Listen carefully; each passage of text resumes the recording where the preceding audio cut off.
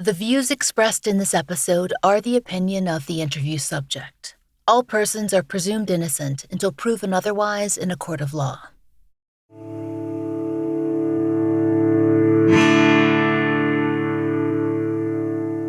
This is The Fall Line. Madison McGhee, a 29-year-old film and television producer who's now based in LA, is originally from West Virginia.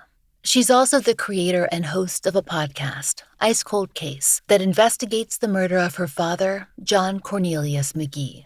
Madison's dad was murdered in Belmont County, Ohio, when she was just 6 years old. Only Madison didn't know that. Growing up, she was told that her father had passed away after suffering a heart attack.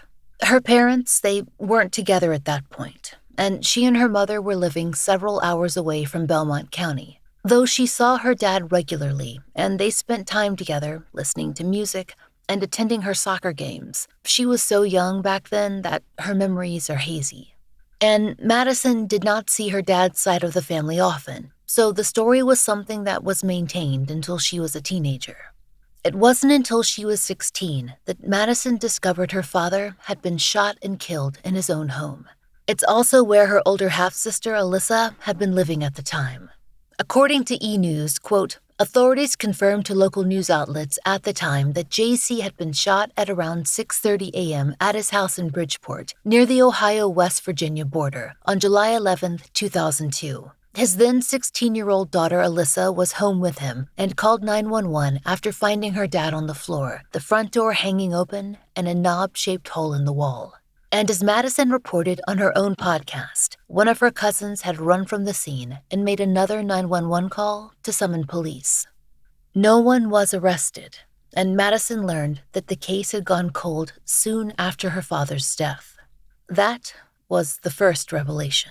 She tried to find out more through internet searches, but there was no coverage of JC's case. Madison eventually determined that she'd need to begin her own investigation to learn more.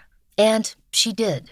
According to People magazine, Madison eventually discovered that, quote, after JC's death, police came to the conclusion that his murder stemmed from a home invasion gone wrong. But Madison isn't so sure that that's the truth. She became even more skeptical after learning her father had been a drug dealer turned informant who'd helped the police arrest a number of people, including one of his nephews, who was then sentenced to life in prison.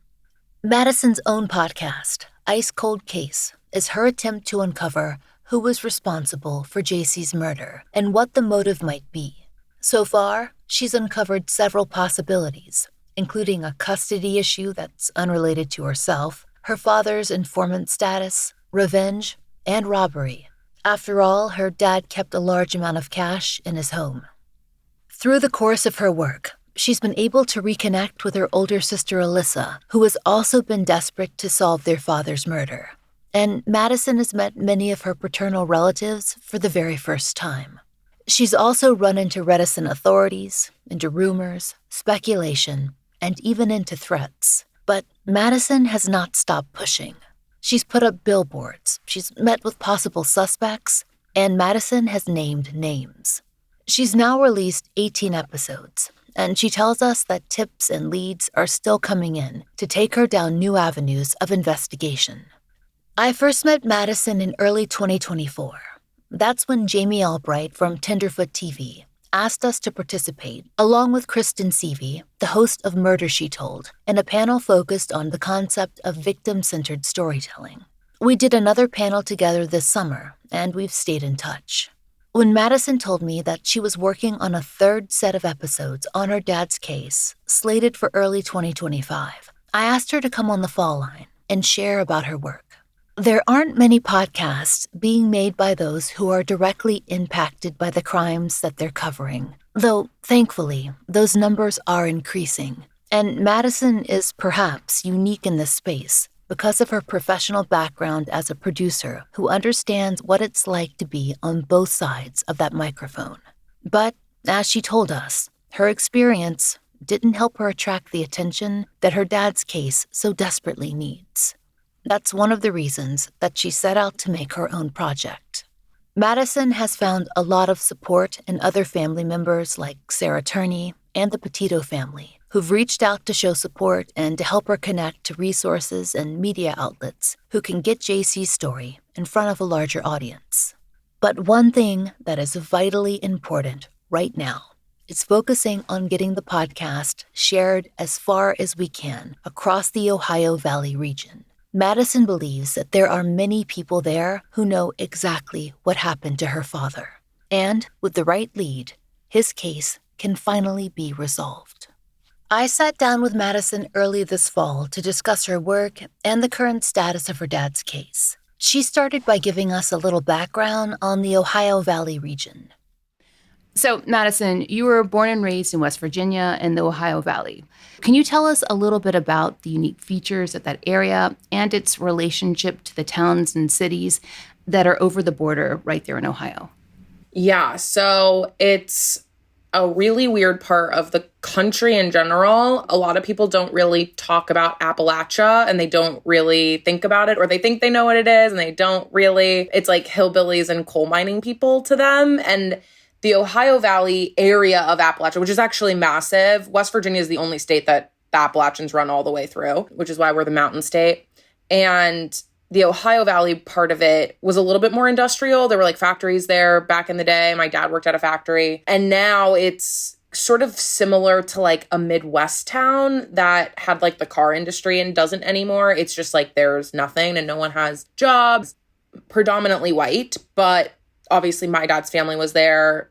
There were Black people there, but it's like a very, very, very small percentage. And it's a unique part of the country. I guess there are lots of areas like this, but it's a little bit more populated because it's a state border. And it was a really hot spot for the war on drugs. So drugs were funneling in and out of this town. People were getting arrested, going to prison for life, and left without parents. And so it just like over time had really negatively impacted this area, apart from it being really low poverty already. So then it's 1995 and I'm born in Wheeling, West Virginia on the West Virginia side. And I've entered life into this area. And that's where I come into the scene. And my mom and my dad met at Narcotics Anonymous just to sort of hammer in, this is like a really heavy drug area. And you actually grew up in Charleston, right? Rather than Wheeling. Yeah. So I grew up 2.5 hours south of Wheeling. I know that your dad, John Cornelius McGhee, or JC, as his family called him, was actually living a couple hours away at that time in Belmont County, Ohio. You have mentioned your dad's family and your older siblings quite a bit in your work, but I was hoping that you could tell our audience a little bit about your dad. Yeah, my dad was funny. I feel like I kind of got a lot of this from him. I'm really into sports, but I like art and I like music. And my dad was pretty similar in that way, where like he liked sports, but he really liked music and he was very funny. And so he was pretty dynamic in that sense, but also he was a helper-ish in the best way that he could be. He owned a lot of property, so he would let people like live in it if they need a place to stay. He had apartment buildings and things like that he met a lot of people through the NAAA programs. And so, you know, if they needed to get back on their feet, he would help them out. I do remember my dad being very funny and a bit of a stricter parent. I got the better end of the stick because I was the younger one, but my sister was like, 16, couldn't go to parties, couldn't go to prom, like couldn't have a boyfriend. I mean, it was like, couldn't leave the house, basically. She was like always at home, just like hanging out. She had like a couple friends she would be allowed to hang out with, but like if it was like someone my dad had never heard of, it was like, no, you can't go hang out with them. It just felt like my sister was my dad's way of like righting his wrongs almost. And so my sister was my dad's way of like, he got really into drugs and was dealing and selling when he was like 15. So my sister was sort of his opportunity to like, she's going to go to a private school. She's going to go to college. Like she's going to do all the things like I never had the opportunity to do. I've learned a lot about my dad in ways that I don't know if anyone has ever really learned about their parent.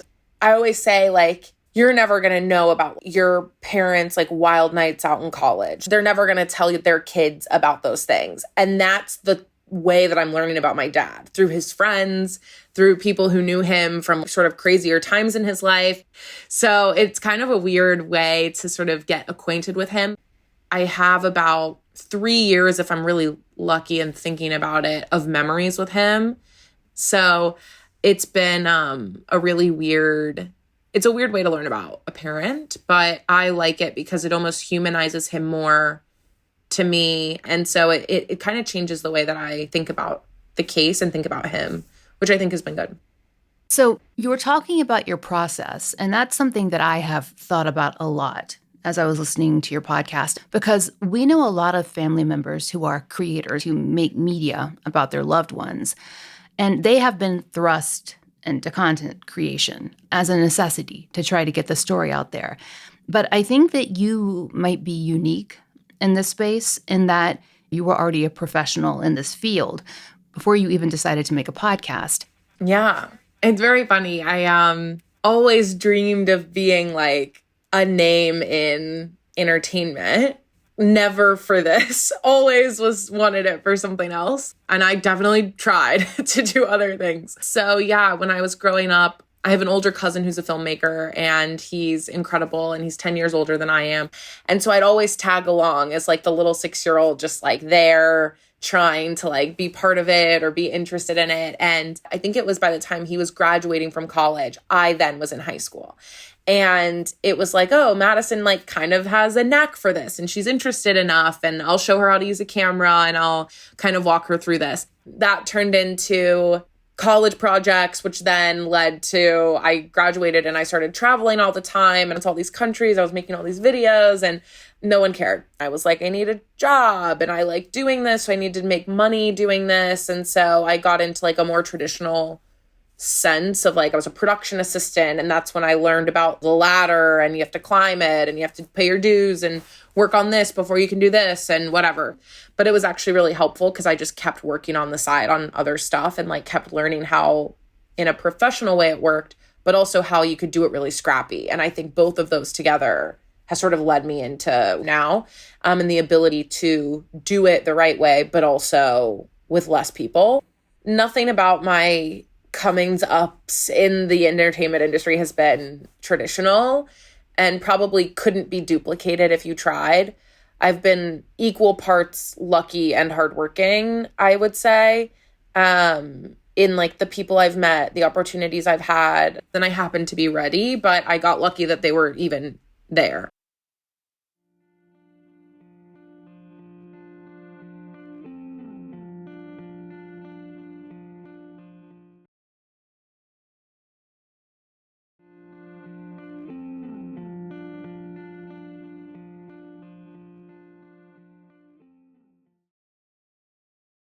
As we told you at the beginning of the episode, Madison was told as a child that her father, J.C. McGhee, had died of a heart attack, and she didn't find out the truth, or at least some of the truth, until she was 16 years old.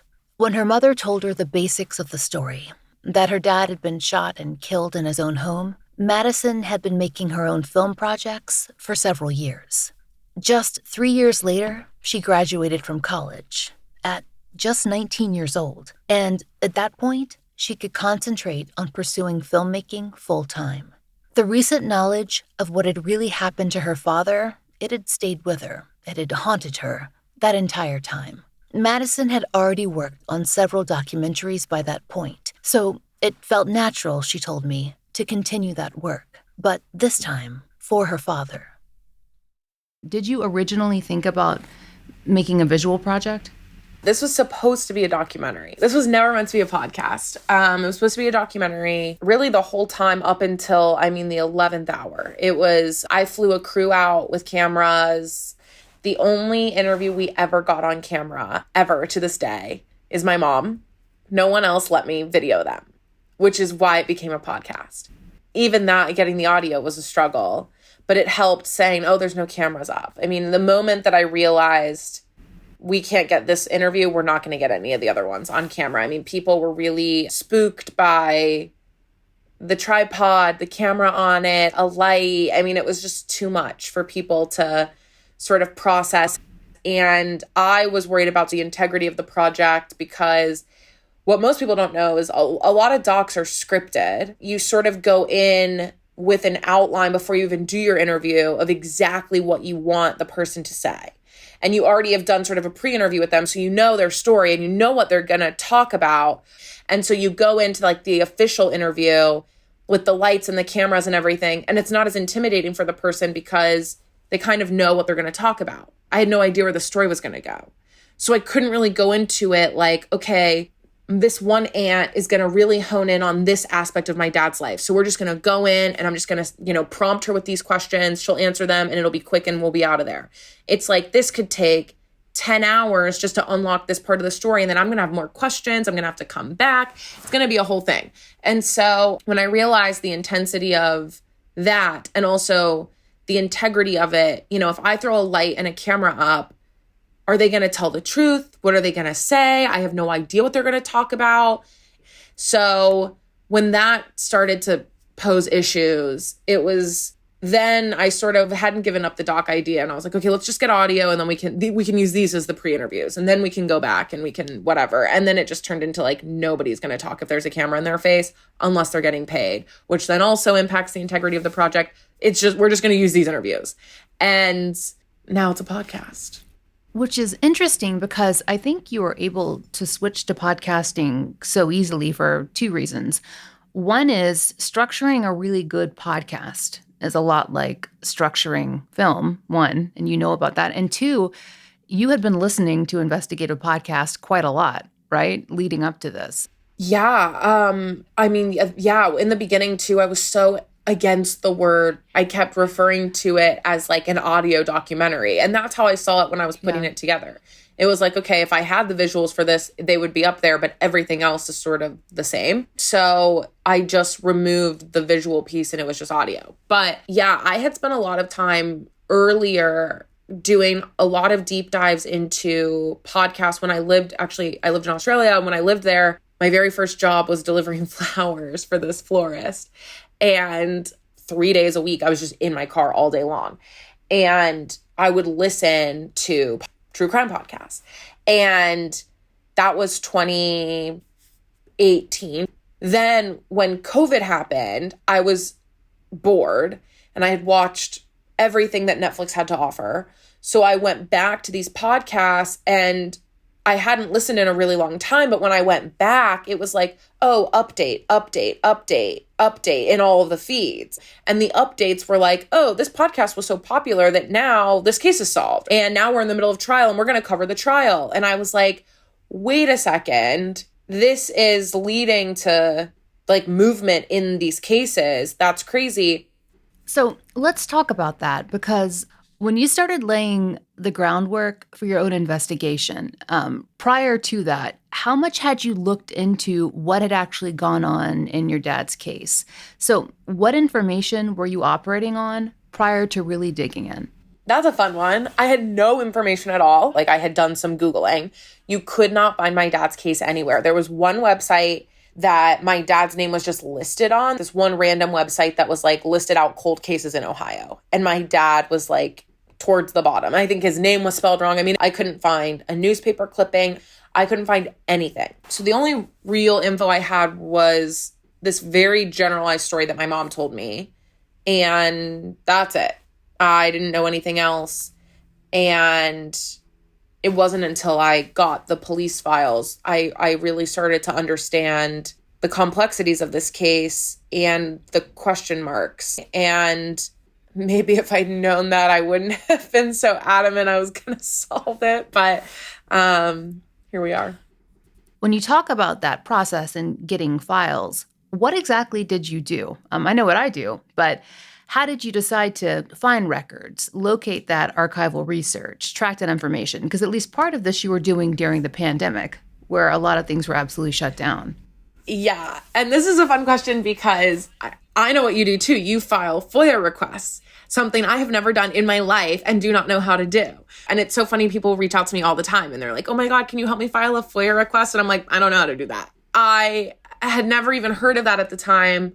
Like that was my research method, was like just annoy the out of these people until I get the case files. And she slipped up once and was like trying to sort of talk her way out of it, but she gave up someone else's name. She was like, oh, well, we're waiting on the prosecutor's office to redact names from the file before we can send it to you. And I was like, oh, okay, this is after months of me calling. I'm like, oh, okay, the prosecutor's office? Got it. So then I start calling the prosecutor's office every day. And I'm like, hey, I'm calling to get these case files. The lady at the front desk of the Belmont County Sheriff's Department said that you actually are sending me the case file. So I was just wondering where those are. And I was calling in the middle of the 2020 election. So a new prosecutor was running in Belmont County, but he was running unopposed. So the guy, there was an interim guy at the moment, and he was like, this guy is going to be the new prosecuting attorney for Belmont County, but he's not in office yet, so he can't send you anything, but I'll go ahead and get you connected. And as soon as he's elected, he'll be your point of contact, and he'll be the guy to send this all over to you. This is like 8 months after I called the first time, just like every morning. It was like a calendar notification on my phone. Like every morning at 8 a.m., call the Belmont County Sheriff's Department. Every morning at 8 a.m., call the Belmont County Sheriff's Department. So he sends me over their info. I called this guy and I was like, hey, you know, this is what I'm looking for. And he's like, oh, yep, I remember hearing about this. He was like, I'll send it over to you as soon as I have access to all this stuff. I'm like, okay, great. And sure enough, on the day after Election Day, I got an email with the whole thing, the whole case file. Madison spent months reading through that file. Not that it was massive. She was rereading and poring over the few details that she did have, though, looking for any clues that she might have missed, and preparing questions and possible avenues of investigation. When she was ready, she and her former boyfriend decided to make a 41-hour cross-country drive to Belmont County, Ohio. There, she met with law enforcement. She also saw some family members for the first time in more than 20 years, and some for the first time ever. She had one essential question that she thought would be easy to answer, at least at first. Who murdered my dad? But, Madison says, the paths diverged almost immediately. So the first place I went was the Sheriff's Department, and I talked with them in person, and I sort of just asked a bunch of questions, which I finally had questions because I had read through the case file. So it was I got to be a little bit more in depth with my questions because I had read through it. And I left meeting with him. This is the funniest thing. I mean, I was with my ex-boyfriend at the time. I looked at Austin and I was like, man, that guy was so nice. He was so helpful. Like, he told us everything we needed to know. I was crazy. I was blinded by the fact that he was the first person I talked to really about this. And I just was like, God, that cop was so great. And I just blindly believed his version of the story. That evening, I went to my aunt's house and I was talking to her and interviewing her. You don't hear her in the podcast because she wouldn't let me use it. But I talked to her. She's telling me this crazy version of this whole story, all of these events. That doesn't line up at all with what this guy said. But she seems pretty convicted in her version of the story as well. So I don't know what to do. And then the next day I went to the prosecutor's office and it was another like almost completely different version of the story. And that's when I was like, oh, this is going to be such a pain in the ass. I talked to the cop and was like, oh, I've got it. This is going to be so easy. And then it was like, oh no, this is like so unnecessarily complicated. Like, what has happened to this story and what has happened to my dad's case has been so mangled and put through a meat grinder and then repackaged as vegetarian. Like, it is not at all what it seems like. And there's truth to, I think, all versions of the story I've heard so far. But which parts, I don't know. And so that was the beginning of my demise, because then my life became fully engulfed in this case. But that was sort of the initial process of getting the files, which again, in every way, my life is non-traditional and not the way that I would recommend other people do it and not the way that I would do it if I could do it over again. But that's just sort of how it happened. When Madison visited her paternal grandmother, her grandmother shared a few news clippings with Madison. But Madison was hopeful that while she was in town, she'd be able to find more coverage regarding JC's case. So she started by reaching out to the local news stations for help. I had called the local news station to see if anyone had worked there in 2002. And they were like, oh, this one guy's been here for forever. I left a voicemail at his desk. I still to this day have never heard back. But I was wondering if they had any, where they kept their old tapes. If they have a room that you see in the movies of like, oh yeah, here's our news program from July 12th, 2002 or whatever. And I was curious if anyone had covered the story for the news station. I never heard back. So I had called, this must have been the first trip because it was like the middle of COVID when everything was closed. The libraries were closed, everything was closed. I had called the library and I said, hey, I'm wondering if you have all of your records digitized. Like, can I go through old newspapers online and just type in the date and start searching? And they were like, oh yeah, we're working on digitizing our stuff, but we're only up to like 1952 or something. And I was like, well, it would make more sense to go backwards, but whatever. 2002 is not digitized. So they have everything on like floppy disks and I can what's called fish for it, but I have to physically be there. And the first trip I went on, everything was closed. The libraries weren't open. You couldn't go to the library to do this. So the second time I went, which was a year later, you could go into the library. And so I went in and I sat there for, I don't know, a day and a half. And I went back to July 11th and I just kept going because I was worried that, maybe on a random day they covered it instead of on like the day of or an anniversary of or whatever. What if they talked about something in December and because I'm only looking on certain days, I'm going to miss it. So I went through like 10 years worth of newspaper articles from different local newspapers just to see what I could find. I found like obituaries of key players, like my sister's mom, Barb. I found her obituary. I found several for my dad from different papers. And then I found some newspaper articles about the case and about the murder. And there weren't many, and it wasn't covered extensively, but there were some.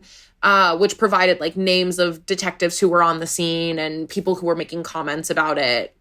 Then I was really curious about motive. So I wanted to see my dad's sort of estate. And I knew what I got from my dad's estate, which was nothing. So I was very curious sort of where all my dad's stuff went. And it was a question my mom had been asking as well, because my mom knew about his apartment buildings and his houses. And my dad was in a weird amount of debt for the things that he owned. So I reached out to a friend who's a lawyer and he was like, oh yeah, estate stuff, that all goes through probate court. If you don't have a will, all of that goes through probate court. So I had to call the Belmont County Probate Court and I had to say, hey, I'm the daughter of this man who died in 2002. And I was wondering if I could get access to the probate record. And the woman was like, yeah, let me look it up. So she looks it up and she's like, oh my gosh, your dad must have been really well off. This is one of the largest probate records I've ever seen in my life. It was like 283 pages. The probate record is like 10 times bigger than my dad's actual like case file. Of course, they charge you per page to mail it to you. So it was like, I don't know, $400 or something for me to get this probate record, but I did it and she shipped it to my apartment and I got it and I'm reading through it. And one thing my mom had always said was really interesting was that she was pretty sure all of my dad's assets were sold and a lot of it went to estate fees and attorney fees. Well, now that I'm seeing this massive probate record, I mean, of course, if you're writing up all these papers and you're billing hourly, you're probably making a lot of money. So it would make sense that a lot of this went to attorney fees, but maybe doesn't make sense that there's so many papers, but maybe there's added papers and extra paperwork to like bill for more time, et cetera, et cetera. So a lot of things were sort of adding up in that sense, but getting those was really crazy and reading through that was really interesting. There's names in this probate record that I had heard of before. The current assistant prosecuting attorney in Belmont County was just a lawyer at the time, and he's listed in the probate records as representing someone involved in my dad's estate. It seemed like at the time, like, oh, this probate record might just shed light on sort of what happened to my dad's stuff, but not really have anything to do with his death, but actually pretty enlightening. Especially on the front of like who to trust, who not to trust, who was acting sketchy, who maybe was telling the truth. There were a lot of family members I was like, oh, like you took my dad's stuff and, helped with the squandering of it, whatever. And, through that I could realize like, oh, these people weren't listed at all, or they had nothing to do with it, or they had no idea. My grandmother included, she signed a lot of my rights away to my dad's stuff without really knowing what she was signing.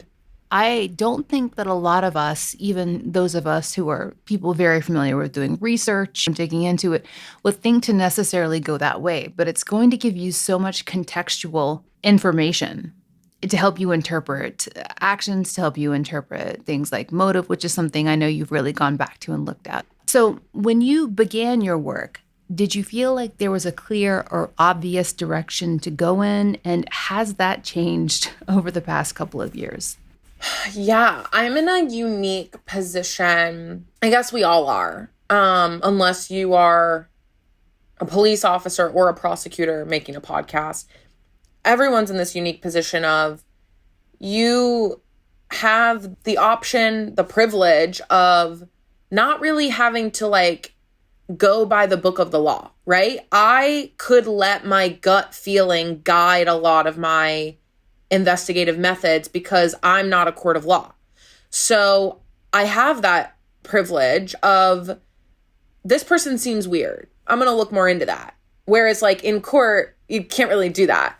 So that's sort of where a lot of my motive conversations and questions spring from. And I guess you do that as a police officer. You just can't really present it until you have the facts. You have to kind of go off of those feelings, right? In the beginning, just to sort of build a case and know what avenues to look down to find more evidence. But I get to be a little bit more vocal about those things because I'm not a police officer. So my motive really started, that was the first thing I had before I had anything else was my cousin gives me weird vibes and now I'm going to look more into this. And so that is where it all started from. I didn't know any of the other possibilities or motives until that one thing led me to look into it. And then it's like, oh, okay, now we're so far away from that initial gut feeling, which is fine, but that's what led to me asking these questions that got me all of these things. So I didn't know any of that. And when I found out all of these things, you know, then you go down, it's like a freaking tree. You have like one branch that leads off here, which leads off to this branch, which leads off to this branch, which connects to this branch. And then they're all back to this one. And you kind of go down all these paths. What if it was people he knew, but he wasn't actually meant to die that day? And like all of these other crazy things. I'm looking at motive and I'm looking at all of these things. And I just want to know like why my dad was killed and what happened. And was it because of this custody battle? Was it because he was a drug dealer? Was it because he had money in a safe that was in his house?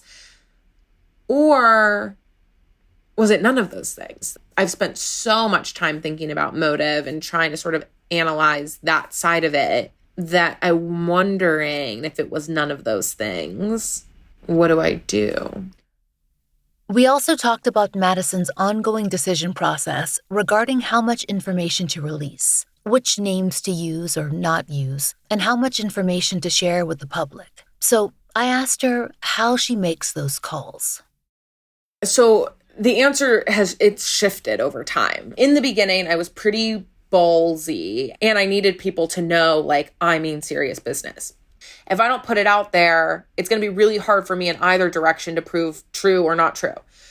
Now that people know how to get a hold of me if they have information, I'm a little bit more careful about what I release and when. Eventually, everything will come out because now I'm sort of like in bed with people, hypothetically speaking, who might have information that I'm trying to draw out.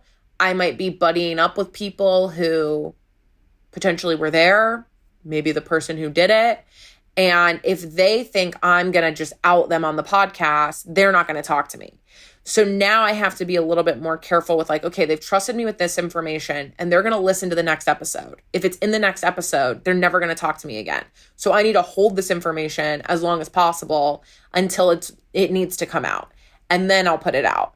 And that will be at a point where it's like, okay, I've really explored this and now I just need it to be corroborated. I need someone to confirm or deny.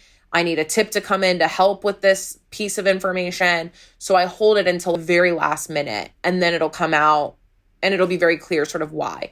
And there's a lot of information and interviews that I've actually been sitting on for months that haven't come out for that reason. Madison's original plan was to make 8 episodes. That turned into 9, and then into a second series of 9. for a total of 18 so far.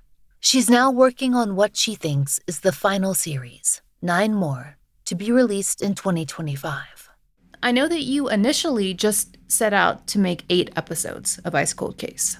So what changed there for you? Yeah, it is so hard to tell a story in 8 episodes. And yeah, I thought it was going to be just so much more simple in the sense that, like, I thought I would put it out there for the world to listen to. I would feel a sense of closure, like I did something, I tried my best, and then I would move on. And that's definitely not what happened. It seems to me, though, that from what you've said, that tips and leads after the ones you generated yourself are now just coming to you. Yeah, which is so crazy and a little annoying because they all came after I'd wrapped up those 9 episodes. So I got the first big call. I had been getting like emails and some like, Instagram messages and things like that. I got an email from the local news station who I had done several interviews with. And it was the reporter who has been covering the case, honestly, since the beginning. So DK Wright has been there for a really long time and actually covered my dad's trial way back in the day. And she's lovely. And she's also provided me with a lot of like case files that she had from before and etc. She emails me and she's like, hey, this guy called the news station, like trying to get a hold of you. Is it okay if I give him your email? And I was like, yes, of course, that'd be fine. So he emails me and he's like, hey, my dad lived on a dead end street and there was this brake shop at the end of the street. And that's where one of the 911 calls was made.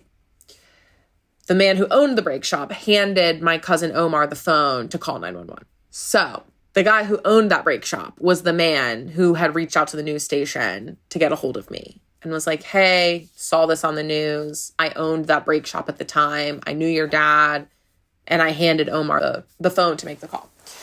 And so I was like, oh, perfect. Like, you're someone I would definitely like to talk to. So we talked for hours and hours and hours and hours. And that was sort of the first time I realized, like, oh, this is doing exactly what it was supposed to do. And then, of course, I interviewed the main suspect in my dad's murder because he had listened to the podcast. And so when I sat down with who's the main suspect in my dad's murder, he was like, yeah, your podcast is this like everyone's talking about it. And I'm like, it was a very weird moment of like, if I had never done this, if I had never made this podcast, if I had never done these, like at the time, 9 episodes, I wouldn't ever have been sitting in front of this person to have this conversation. And of course I was recording it to hopefully make more episodes. But there was this moment of like, if I never make more episodes, how will I ever get more information? I have to keep going. And that's when, that thought of like, I have to keep putting out everything I'm getting because it could lead to someone calling. And so that's sort of what prompted the next 9, which was 10 through 18. And in sort of a similar way, why I'm making the last 9, potentially the last 9 episodes, because there's just been so much information that's come out that I almost feel like this duty now to like at least put out what I know. If nothing comes back, great. I tried, but if it does, maybe it'll solve the case.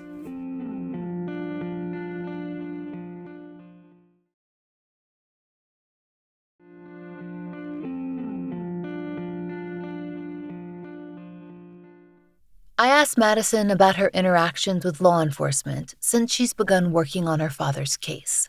The last time I spoke to anyone directly at the Belmont County Sheriff's Department was when I interviewed the lead investigator for Belmont County. I think we talked like end of April, beginning of May of 2023. Haven't talked to anyone at the Belmont County Sheriff's Department since then. They did a local news interview mid-July of 2023 where they said publicly that they are very grateful for me and that I have given this case the shot in the arm that it needed. But I've heard nothing from them. I've seen nothing from them. No arrests have been made. They haven't called and been like, hey, we're exploring this lead. Have you heard anything about this? Granted, I've been a little hesitant to reach out as well. Not that that's my responsibility, but I am planning as I wrap up this show or this part of my show, I am planning to reach out basically with a very consolidated, here's what I've learned in the last 5 years of doing this, of doing your job for you. This is what I've learned. These are names that maybe you didn't have, or these are names that you maybe had heard of, but you had no one to say, oh yeah, look more into them. Like, here's everything I have. We also discussed what Madison thinks is important for listeners to understand about the kind of victim-focused work that she wants to make. Not just about her own father, but for other families as well. The biggest thing I want to get across is that there's no such thing as a perfect victim. And everyone has sort of redeeming qualities about them, and everyone has not so redeeming qualities. And I think that the way I tell the story, and the reason why I'm almost this like main character in the story, is because the only way for you as a listener to really care about my dad is if you see him as my dad. There's no other way around it. And that's just because of bias that we have, preconceived notions about people and areas of the world and lifestyle choices and all of those things. If you didn't see my dad as my dad, it'd be very, very hard for people to connect to this story and be like, oh my God, this is so sad. So you had to see it that way. So this was all, told in this way on purpose. And my goal is that people now moving forward start to sort of crack at and break down what they decide to cover and why they don't decide to cover other things, because every person deserves to have their story told. And I get so passionate about this because I go back to like when I was trying to get the newspaper clippings. I mean, I was Googling my dad's name and you could not find anything, nothing. It would auto correct the spelling of my dad's name to a different spelling. You couldn't find anything. And now, I sort of took it and ran with it, but like I put myself in the position of someone who maybe doesn't have that gumption. What are they supposed to do? No one's helping them. I had reached out to several podcasters and, news outlets. I think I had emailed Nancy Grace at one point being like, please talk about my dad's case. And no one did. And that's almost why now I have to hit number 1, because how funny would that be? They didn't think it was lucrative. They didn't think anyone would care. They didn't think it was going to make them a hit. So they weren't interested. And that should not be the parameter for why or why not we cover cases. That's crazy to me. New episodes of Ice Cold Case will drop in early 2025, but you can listen to the first 18 episodes right now so you're caught up. To support the show and to help bring in new tips and leads in the case of John Cornelius McGhee, please share this podcast, especially if you live in West Virginia or Ohio. If you have any information regarding the murder of John Cornelius McGhee, please contact the Belmont County Sheriff's Office at 740-695-7933. You can find Ice Cold Case wherever you listen to podcasts. We'll be back in November with our next season, which includes coverage of a missing person that may be tied to one of the most infamous cases of the 20th century, a 1990 Atlanta homicide victim, and much more. If you listen on Apple Podcasts, please be sure to check your subscription to make sure that you're set for automatic downloads so that you don't miss an episode. If you know of a case that should be covered on the Fall Line, there's a link to our case submission form in the show notes. Thank you for listening.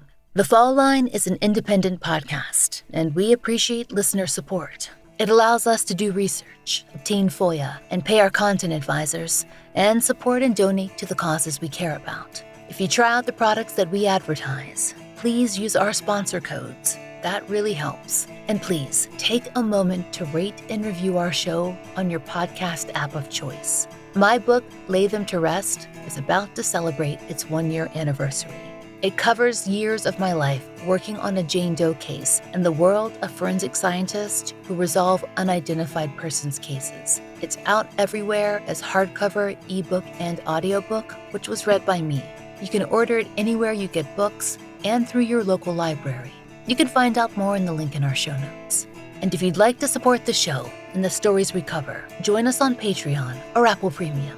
100% of our Patreon and Apple Premium earnings are supporting our Family Therapy Fund and actively paying for therapy for families who've appeared on the show. On Patreon, you can get early release, ad-free versions of our regular episodes for $5 a month. If you prefer Apple Premium, you can subscribe there as well. On Patreon, we also post occasional giveaways, updates, and blogs, which all patrons can enjoy, starting at just $1.